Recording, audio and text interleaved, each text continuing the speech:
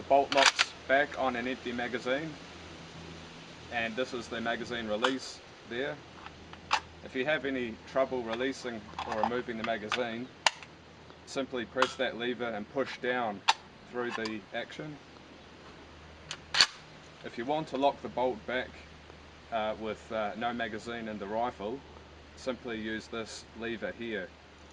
So pull the bolt back and rotate that lever. The safety is just forward of the trigger guard, so that's on, off.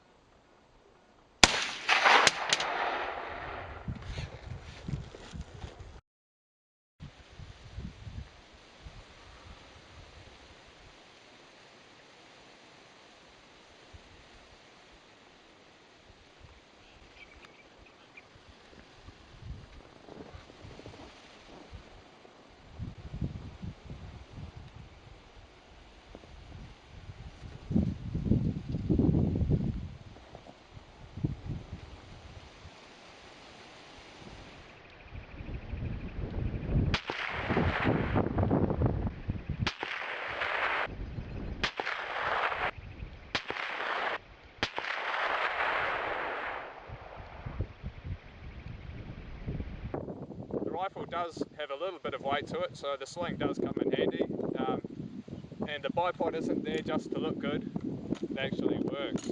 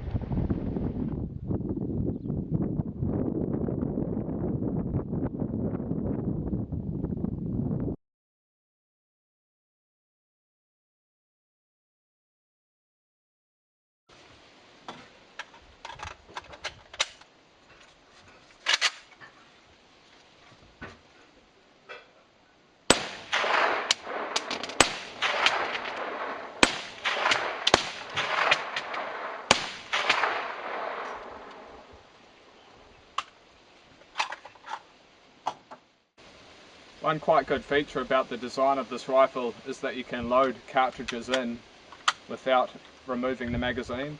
So if you haven't got a spare mag handy, or you've used up all your rounds, you can just load them directly in without having to remove the mag. Whoops, I haven't locked it in.